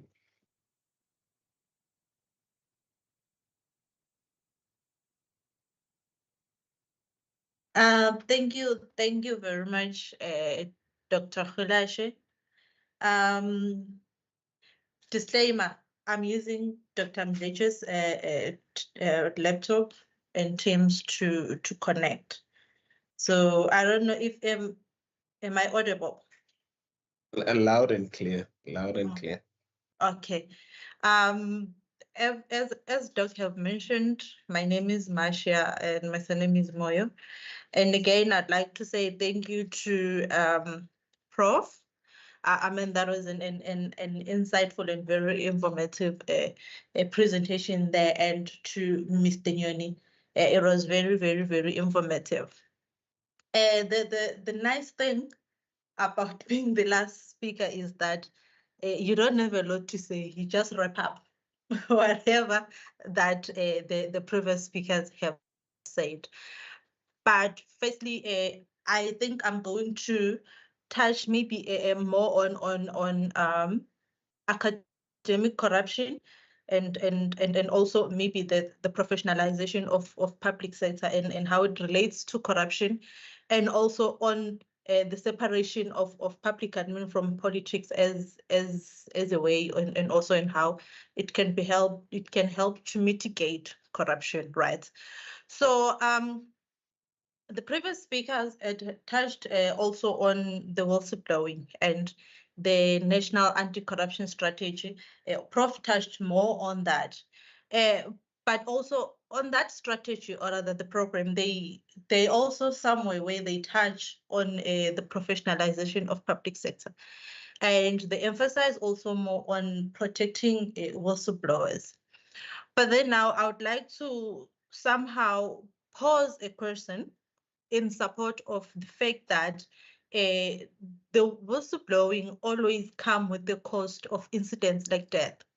So now, knowing very well that when you are a whistleblower, you also blow about the conduct which involves politicians. But at the same time, you also blow to the politicians.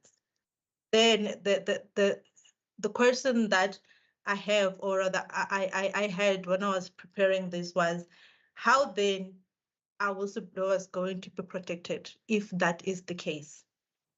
Okay, and then also it is a need, or rather imperative, for us to not shy away from the fact that yes, we can talk about corruption. Corruption is everywhere. Corruption in the public sector, corruption in everywhere. But then now we need to come back again and say corruption also extends to higher education. it is something that we might not want to talk about. And now this type of this corruption, it can range from the deferment or conferment of degrees, right? And also in research, there is also corruption in research, especially in higher education. Now, this mostly it is caused by the drive to publish, number one, or the drive to have good rankings, number two, and also maybe to attract the research fundings and the incentives, which will then lead to the falsifying of research, or rather the falsifying of data. So that's something that we also need to look at when we're talking about corruption, not only focus on outside the higher education, also look inside the higher education, right? And then when we're looking at its effect when it comes to the research, or rather the academic part, right? There is a need for an evidence-based research, right, when it comes to academics. Now, that will help to evaluate the anti-corruption initiatives in local and national government. It will also help to develop monitoring and evaluation tools for public procurement, right? And also when it comes to curriculum, I feel like there is a need for an advancement of curriculum to address the issues of ethics and compliance. That will also help to mitigate corruption. And curriculum need to be aligned with the government aim to professionalize the public sector, right? And students, rather, from school need to be taught about ethics more, especially when it comes to research. We know very well that we have the ethics committee and stuff like that. Then that is a start to help mitigate the issues of corruption. But then now also when I'm going to the issue of separation of public administration from politics, right? Now, this is a foundational principle in ensuring that there is effective, impartial, and ethical public services. Now, when this separation is maintained, it can play a significant role in reducing corruption in a way that there will be a promotion of professionalism and meritocracy. Why am I saying that? It is because now hiring and promotion will be based on qualification and skills rather than the political loyalty and corruption. Now, to give maybe an example to support the political interference into the administration issue is that if we may all remember the Zondo Commission state capture, I'm sorry for that, right? Now, in one of the findings from that commission was that it revealed that the political interference in public state-owned enterprises, right, and the public appointment played a central role in enabling corruption. If we can go back and look at those findings, there was an element of political interference in administration. That's what exacerbated the corruption. Now, had there been a clearer separation between political leadership and administrative functions, I feel like such might have been prevented, right? And in conclusion, or rather, when I'm about to conclude, because I feel like if I speak more, I will ruin what the other speakers have said. Now focusing also on the public sector, or rather the civil servants or the public servants side, we can talk about corruption and accountability and ethics and something like that. But personally, I think that now it is about time to have professional bodies, or a professional body that will regulate the civil servants, or rather the public servants. Now, remember, in teaching profession, they have says in which they hold them accountable in whatever that they do. In health department, they have the HPCSA, which regulate them or rather hold them accountable in whatever that they do. Now, it is about time in the public sector, or rather for public servants, to have a professional body that will regulate the public servants to say it will hold you accountable. Failure to comply with the rules and regulations, then there will be implications. I feel like that will be the start or the beginning to say that now we are trying to mitigate a corruption in the public sector, because again, even academias will need to be registered in that professional body.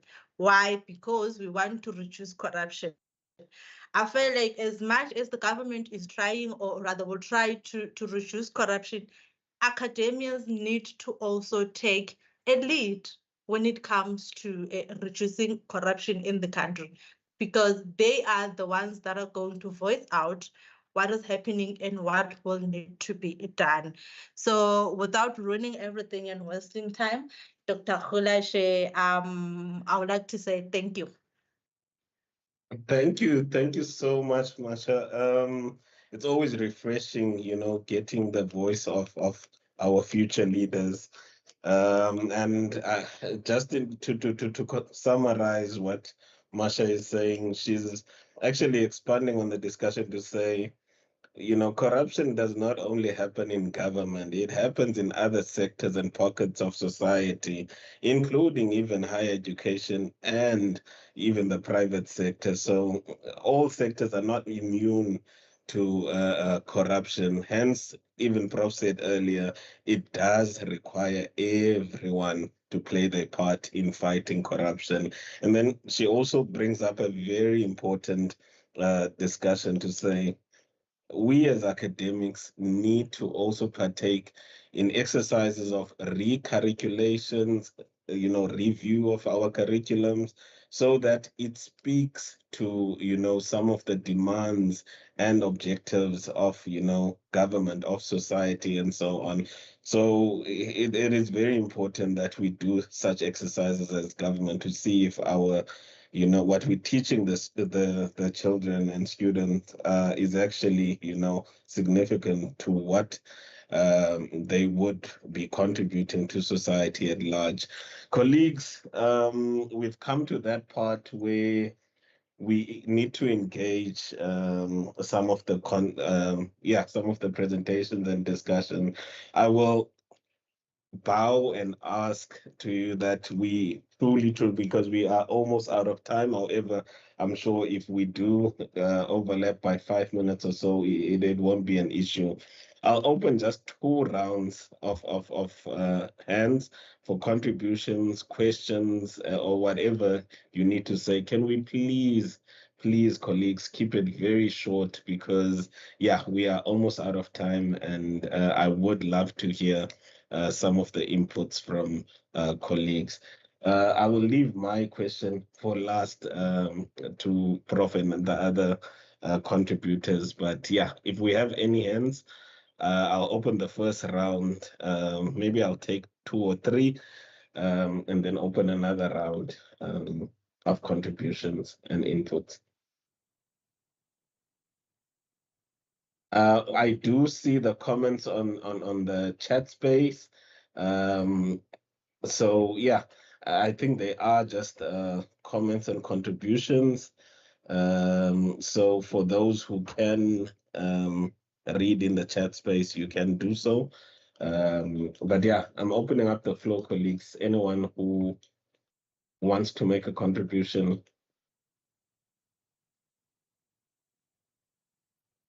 Was everything that clear, colleagues, or was it that confusing that we don't have questions?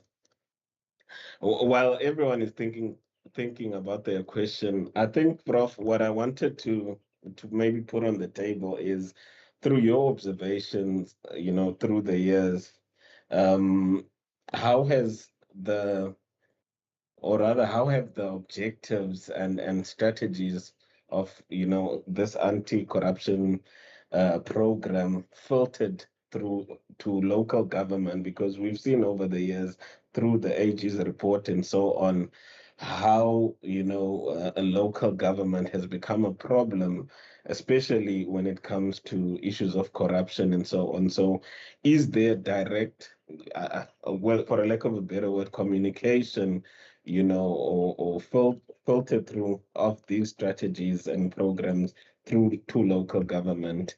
That's the first question. I can see a hand from my colleague in the Eastern Cape, in government in the Eastern Cape, or Mr. Jam. I can see your hand, colleague. Maybe because there's no one else, you can pose your question. Thanks, Dr. Kholash. Good afternoon, colleagues.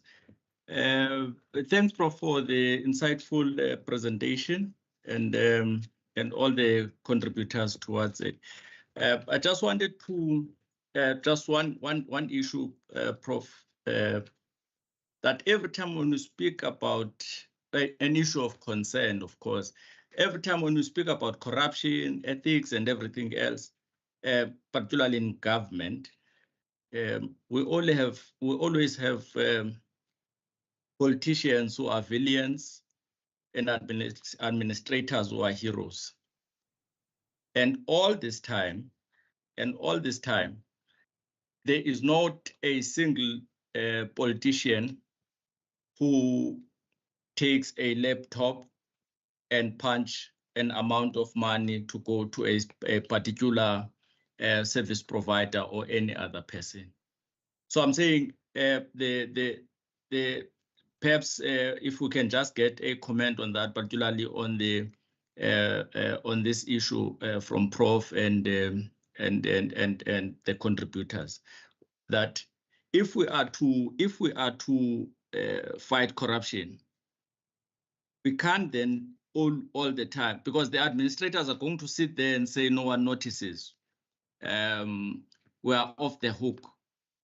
It's the politicians who are corrupt.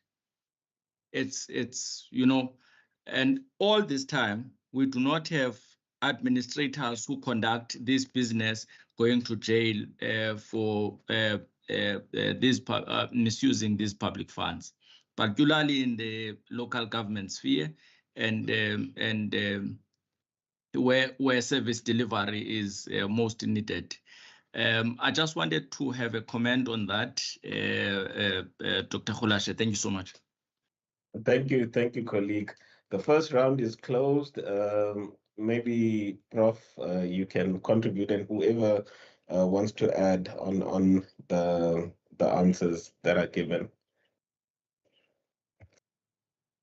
Yeah, I think the DDG, Peter Nyoni, highlighted the importance of moral and ethical character in leadership. And leadership positions doesn't necessarily relate to positional positions. Any person who is upright morally and ethically can be a leader in their own social space. So I think it's such an important contribution in terms of how do we intrinsically motivate to become good leaders so that we are honest. I think it's a good takeaway for me. To the last speaker, I think we can't be naive to exempt politicians or point fingers at certain individuals. The lesson from the State Capture Commission investigation and the number of cases has pointed to the evidence that there were corrupt individuals, be it a politician, be it an administrator. You had evidence to the extent of demonstrating the hidden networks that was connected between politicians and administrators and businesses. So we cannot exempt anyone. We could have to go back and look at those cases individually to demonstrate the extent of who was corrupted, who was corrupted and by the system. To avoid all this, we have to demand for greater accountability for ethical leadership by both executive and head of departments and employees, as Marcia has pointed out, around ensuring that we have people who behave professionally in the public sector. So if everyone is ethical, as mentioned by Nyoni, in terms of the character, be it a politician, a head of department, or an employee, we will be able to have an honest government that will ideally have an honest government that will contribute towards the development of this country. We cannot point fingers. What's the lesson here is, let's learn from our mistakes and see how we could strive to become more ethical, more honest in our own character, in our own spaces, so that we contribute to the work of improving the quality of lives of people and using public funds for the interest of the public. So I think that's the point. The other one is the local government space is a very difficult space to enter into in terms of the way in which the country is regulated. The AG reports have clearly shown that the highest amount of frequency and amount of money that's been corrupted by the system is in local government through procurement fraud. So there's, I think the SRU has got as an intervention now around sector-based risk assessment and mitigation plans, and perhaps there's a local government sector committee that is looking at the risk assessment and mitigation plans, so that we could focus on that sector, which is vulnerable, has been vulnerable to corruption. The answer, Dr. Rulashe, is yes, we have to prioritize the high risk sectors like local government and state-owned entities to fight corruption. Thanks. Thank you, Prof. I'm not too sure if my colleagues, Marcia and Mr. Nyoni, if you are captured. No, thank you, Chair. I think Professor Naidu has put it very well. What must be understood is that the principles of leadership are the same, whether you are a politician or an administrator. An administrator is just a tag given to you to define the kind of work that you are doing, but the domain under which you are operating, it's around the skill. That is your leadership area. Then the second aspect, because I've been in the public space for almost 35 years, politicians use politics to break the law. Why do I say so? They decide who they want to employ in strategic positions, regardless of whether those people have what it takes to actually change the fortunes in the best interest of the citizens. Why do I say so? The unwritten instructions, why I say they use politics to break the law. They call you as an accounting officer or within your leadership domain to tell you to do certain things. They can't put those things in writing. And at the end of the day, that is why you can't find them having signed any document that incriminate them. And at the end of the day, they are seen as the holy cows, when in actual fact they are the custodians of the laws that the country must actually keep. That is why you have policemen going to jail, you have soldiers going to jail, we have CEOs going to jail, we have HODs going to jail, we have judges, magistrates being impeached, others are going to jail because of this kind of a situation. That's what I can say, Chair, for now. Thank you. Thank you, sir. Yeah, I think I saw a thumbs up from Marcia, so she's captured. Colleagues, because of time, I will accept if you want to whip me, but yeah, allow me to just close the discussion session of our program, unless there's a burning issue, and it needs to be a very burning issue. But if not, please allow me to just close the discussion session. Prof, there was a request from colleagues, if you don't mind to share the slides with me, then I'll ensure that whoever needed to yeah, to get them gets them. I saw your hand, Prof. I'm not too sure if you. No, sorry, no problem. Okay, thank you, Prof. Yeah, colleagues, we've arrived at the final slot of our program, and I will then ask my colleague, Dr. Selima, to just do a vote of thanks before I make a final announcement and we close the program. Dr. Selim.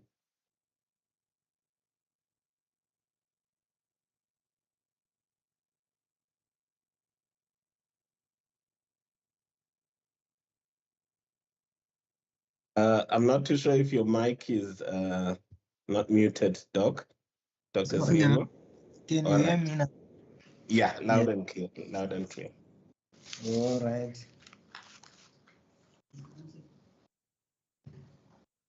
Yeah, it is very encouraging and invigorating to give thanks to those who have done something good. In this note, I am very grateful without animosity and reservation to those who contributed to make this day a success. I am grateful for the efforts to make this day successful. I appreciate the efforts of those involved in the program. I appreciate the facilitator for his innovative and pioneering effort for realizing that it is time and it is the right time for us to start with events like this. I appreciate and I'm so grateful for him. I appreciate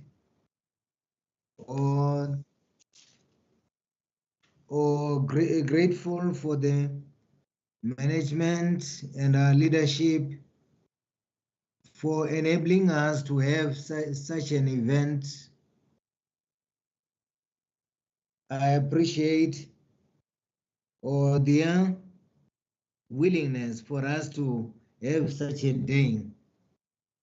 I appreciate from the Vice Chancellor, the Dean, and the head of the school, we appreciate for enabling us to have this kind of an event.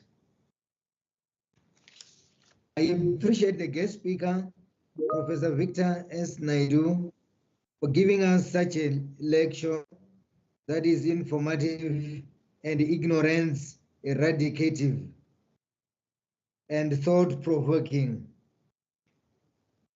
It has been a wonderful lecture that we ever had. This is the knowledge that is needed to build a nation, to create leaders, to fight against corruption, and to restore ethics and values. And above all this, is also to create effective government and good governance for us to have sustainable good governance. There's a need of such kind of lectures which are absorbing and fascinating. We appreciate also, we also appreciate the chairperson of Saapam, that is Joseph Mudau, who also gave us the introduction.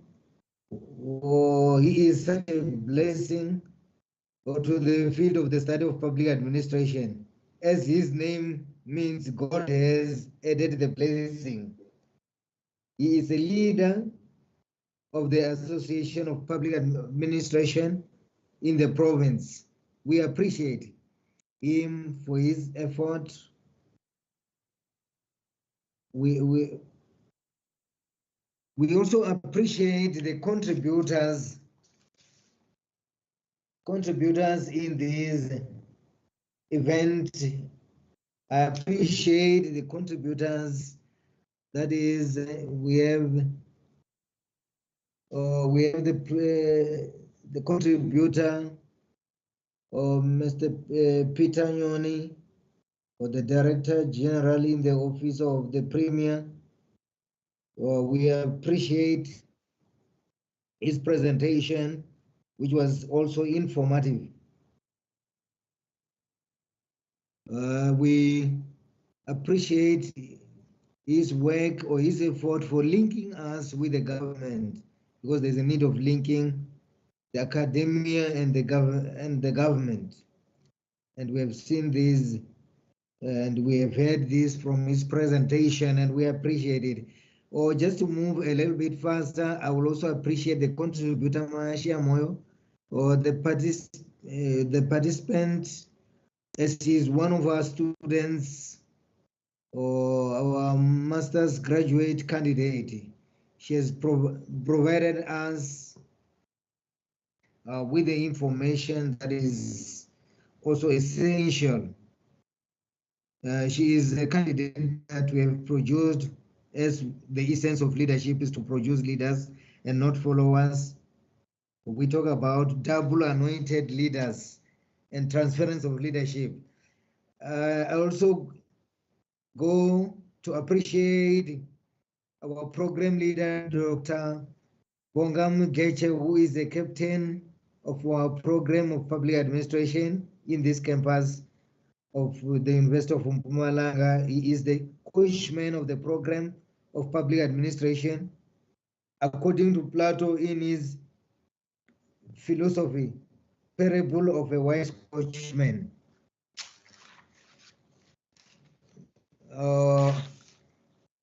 I also appreciate everyone who participated in this program, who has been listening, being an audience. I appreciate for your time, for sacrificing your time and be in our midst with us in this historic event that we have. It is quite a very informative event, as it is about ethics. And as we say, ethics is a branch of philosophy that deals with what is wrong and what is right. It has to do with correctness and rightness of things. But we say it has to do, it also indicates the rights of the people. But we say not all rights are right, but some rights are wrongs. This is in a case whereby the rights are being misused. And there's a need of rights to be used well so that we avoid corruption. Without much further saying, I would like, because they say you must leave your audience before they leave you, I would like to come to the end of my appreciation, thanksgiving. Everyone feel being given thanks. I'm very grateful for everyone who participated. Thank you, Doc. Thank you, Doc, so much. I do think everyone does feel appreciated. Colleagues, we've come to the end of our session. Just two announcements, because I know my chair, Dr. Mudau, yeah, I'm giving you that title today, my chair. He would not be happy if I don't say this. Your tokens of appreciation will be in your mailbox in the next coming weeks. The speaker, the contributors, and everyone who has assisted us in making this, event successful. And then, Prof, you've put a very significant challenge to us. And I can tell you, as Mpumalanga, as the chapter, the university, I think we will take up your challenge in establishing, platforms, whether it's institutes, centers that, look deeper into this critical matter in society. So you can expect us to knock at your door at some point to say, Prof, can you guide us in this direction or this direction?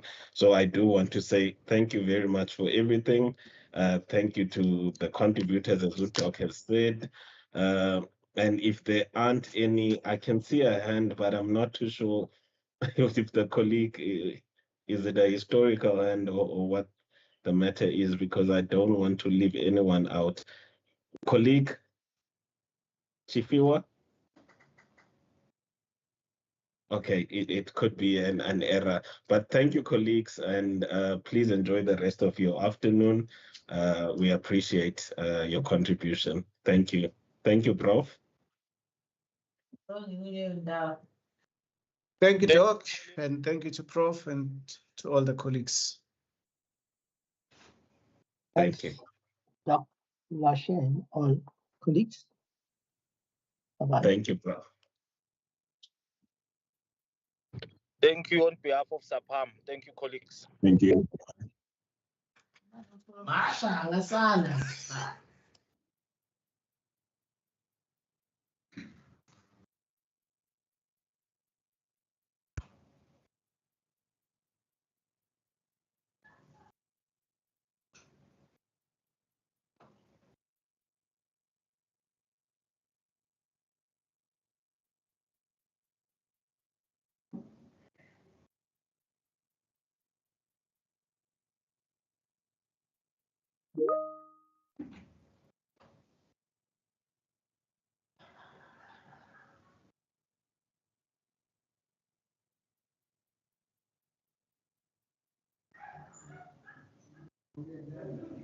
Thank you so much, my government. I appreciate it. Thank you so much. Yeah. I know I'm moving now. Moving. I just want to thank you for myself, and then I'm going to come back. Okay.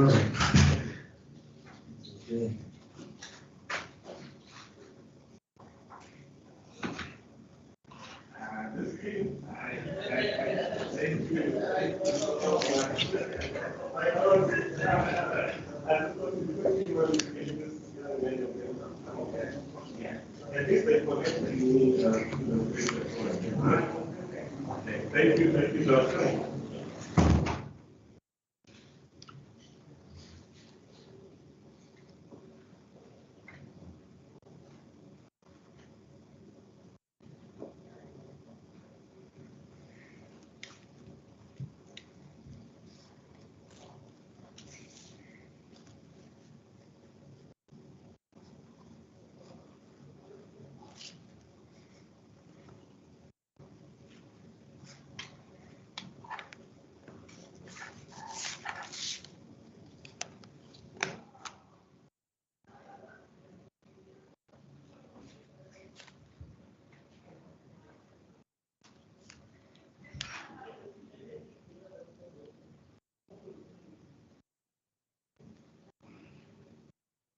Doc, thank you very much. All right.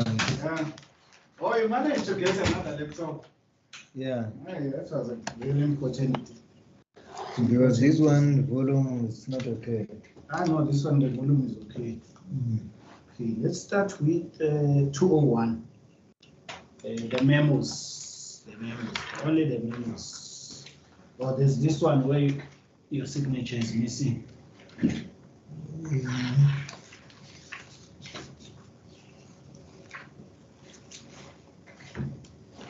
I see your car is using pencil tires. That tire.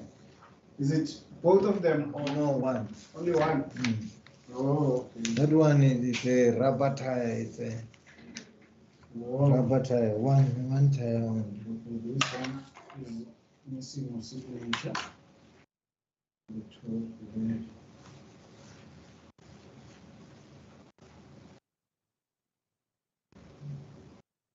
Okay, let me then. This one is signed. And now you can open the memos. We'll start off with